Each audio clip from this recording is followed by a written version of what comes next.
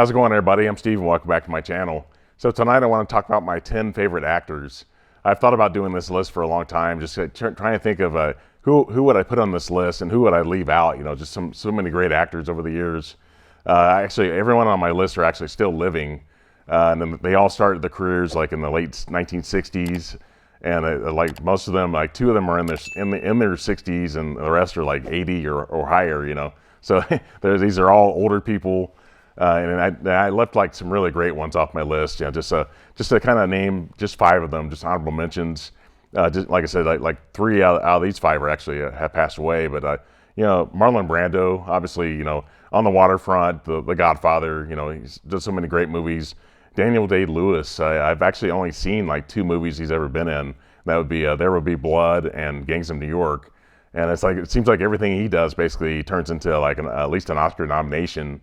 And he just recently announced that he's going to retire from acting officially. So he's always kind of threatening to retire all the time. But he does everything he does. People just loves his work. Obviously, Paul Newman, one of my favorite actors of all time. I've seen so many movies from Paul Newman. Clint Eastwood, he's done a lot of acting roles. He's in his 90s now, and he still directs films. He's just amazing. He's still alive. And then Robin Williams, you know, he's maybe not the greatest actor ever, but he did win an Oscar for Good Will Hunting, and probably should have gotten at least a couple more Oscar nominations. You know, so I really probably miss Robin Williams more than anybody else. So the first person on my list here was actually one that, like I said, he's gotten like an Oscar nomination, but he's never won. And I think basically because he's probably known best for doing like action roles and you know, doing big Hollywood movies, but that first actor would be Harrison Ford. You know, he got nominated for Witness. I think he lost to William Hurt at the time. You know, I think like Jack Nicholson and you know, John Voight. So, some great actors were nominated that year in 1986. But it's probably the role. This is probably the role that people kind of take him the most seriously in. Obviously, I think he should have got an Oscar nomination for The Fugitive. There was some really tough competition that year too. You know, I think Tom Hanks won that year, but I think he should have got an Oscar nomination for it. And then of course, you know, Blade Runner. You know, people know Harrison Ford best from playing Han Solo and Indiana Jones. That's why he's known as an action star. So therefore, people can't take him seriously because he chose big Hollywood paychecks over the art, basically. But still, I've grown up with this actor. You know, he was in like American Graffiti. You know, he had a smaller role in that movie as one of his earlier roles. But Harrison Ford, what can I say? I just think he's just somebody I've grown up with and just one of my personal favorites. So at number 9, I have Morgan Freeman. I think a lot of people love this actor. You know, he was in this great movie called The Shawshank Redemption. Yeah, fantastic. In this role, this was not a big movie when it was first released in theaters. You know, directed by Frank Darabont, and it's from a Stephen King short story. But obviously, he was really great in $1 Million Baby. If you saw that role, I think he won an Oscar for this role. And obviously, he was great in Unforgiven. So at number 8, I have Denzel Washington. You know, I used to have a lot more movies from him. I have Malcolm X, really great in this on the Criterion Collection. He's also in Devil in the Blue Dress, really great in that. I want to get to Mississippi Masala. That one's on my Criterion wish list. I used to have Training Day.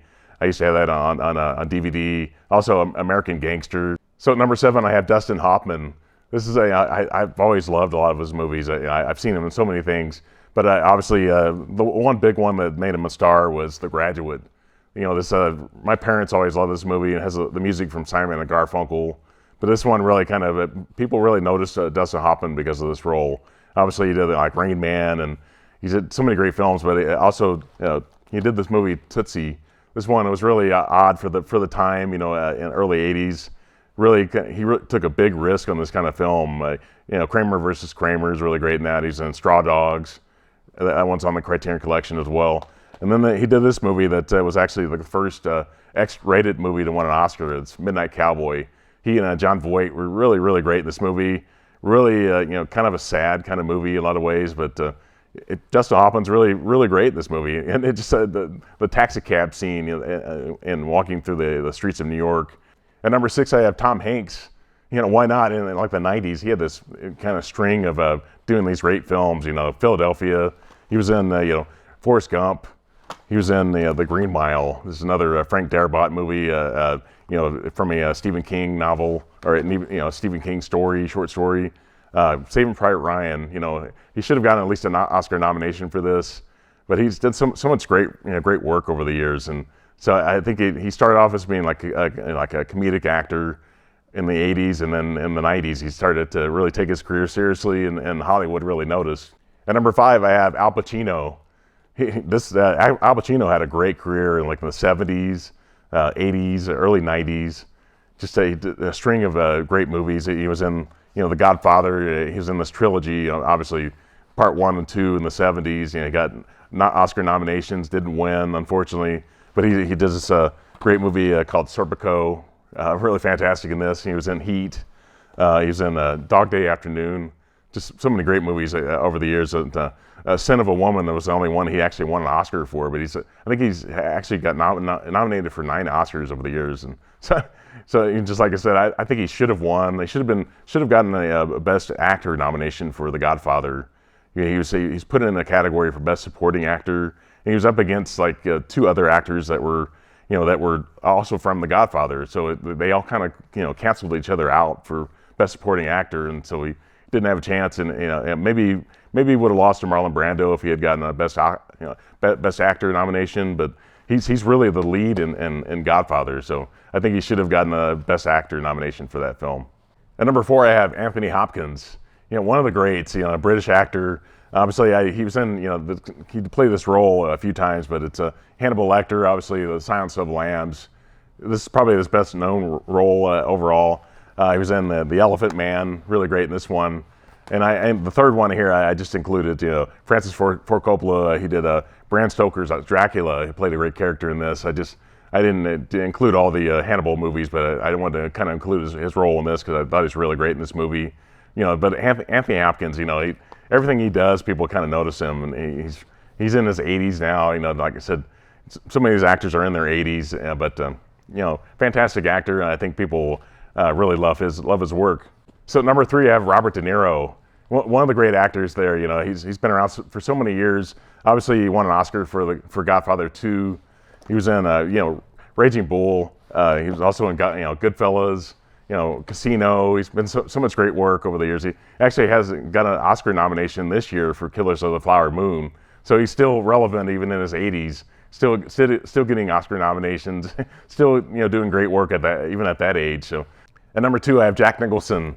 One of the great ones here. That and like all these actors are so great. But Jack Nicholson, he was in obviously he was in Chinatown, which I saw not too long ago. Again for the first time in quite a while. I've never seen 5 Easy Pieces, but I'd like to get that one on Criterion. He was in Easy Rider. I think at that point he had almost given up on acting altogether. But obviously, One Flew Over the Cuckoo's Nest, really great in that film. He won an Oscar for that one. The Shining, everybody knows him for The Shining. This is a Stanley Kubrick film, written by Stephen King. Great roles in here. But obviously, The Departed. This is one of his later roles. He's retired from acting now, and I think he's got so much great work over the years, and I think he has several Oscars, 2 or 3 Oscars. So at number 1, my favorite actor would be Gene Hackman.